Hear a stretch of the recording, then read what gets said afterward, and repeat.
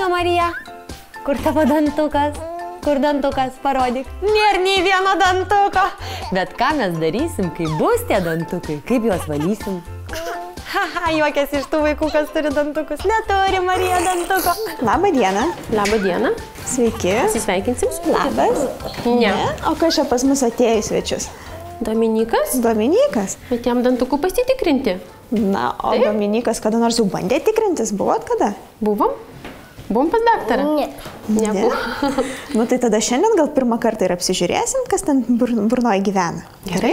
Parodysim, kas gyvena. Einam, parodysim.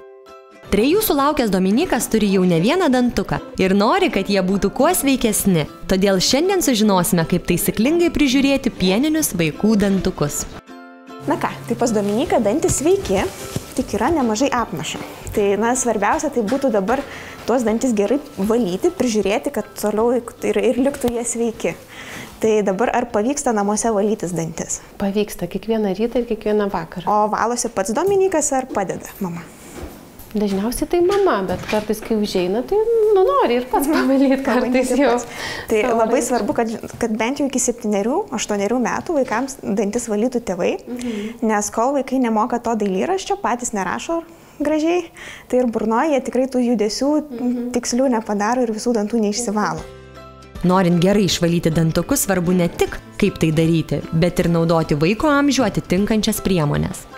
Kai renkatės pastą, tai svarbu, kad būtų su fluoru. Jau Dominikui dabar 3 metai, na tai iki 3 metų pastoje turėtų būti 500 ppm fluoro vienetų. Tiek ir yra. Tai, na, visada atkreipkite dėmesį, jau vėliau galėsit pereiti prie stipresnės pastos. O nuo kokio amžiaus maždaug? Na, dabar tas pereinamasis laikotarpis, kai tik iki 6 metų, paskui jau turi būti 1000 ppm fluoro ir vyresniems vaikams gali būti ir 1450. Nuo pirmųjų dantų rinktis pastą su fluoru.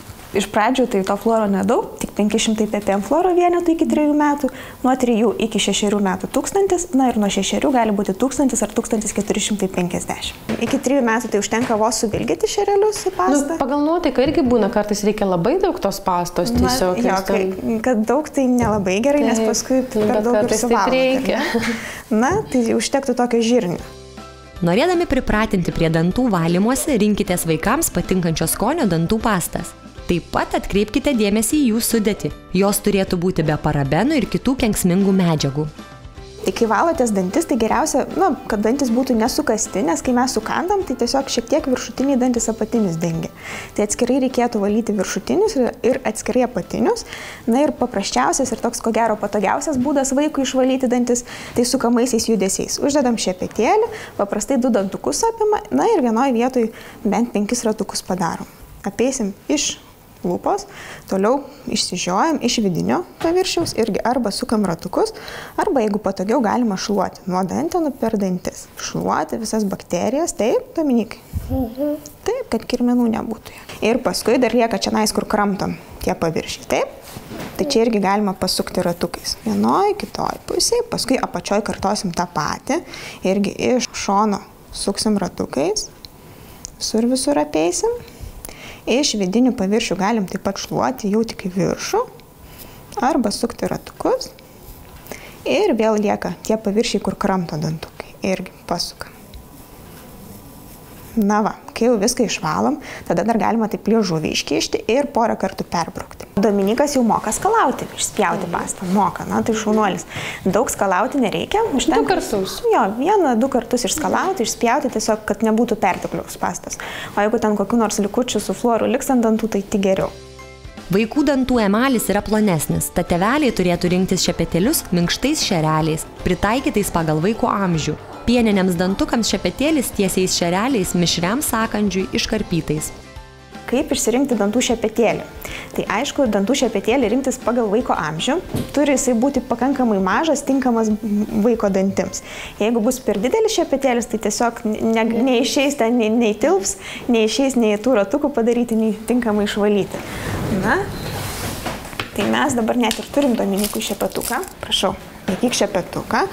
Matai, jisai toksai kaip tik pritaikytas tavo dantukam. Dabar kiek pastos dėti, reikia jos ne per daug. Tai, na, Dominykui galima būtų jau uždėti žirniuką pastos, tai kai kurie šepetėliai tai ir turi indikatorius ant šerelių, tiesiog, na, kurie centre skirtingą spalvą pažymėti, tai tiek ir pastos uždėti. Kai uždedat žirnį pastos, tai gerai būtų dar juos ir įspausti į šerelius, kad, na, jisai nenukristų vos įdėjus į burną, na ir tada iš visų pusių valyti ratukais. Priekinių vaikų dantukų tarpdančiai platus. Ten lengvai juos išvalo dantų šepetukas. O štai krūminių dantukų tarpus nuo 4 metų vaikams reikėtų valyti su dantų siūlu, kuris gali būti paprastas arba su laikikliu. Tai reikia pasirinkti, kuris patogesnis. Svarbu, kad jisai būtų vaškuotas, tada, na, patogiau su tokiu valytis. Na ir jeigu jis dar bus papildomai impregnuotas fluoridais, tai dar ir sustiprins šiek tiek emalį. Vaikų dantukus reikia prižiūrėti kaip suaugusiųjų, valyti ryte ir vakare apie 2 minutes. O dabar einam prizo tau paieškoti, gerai? Einam? Einam prizo ieškoti. Žiūrėk, mes tau duosim diplomą už tai, kad tu labai gerai išsižiojai, gerai? Parašysim.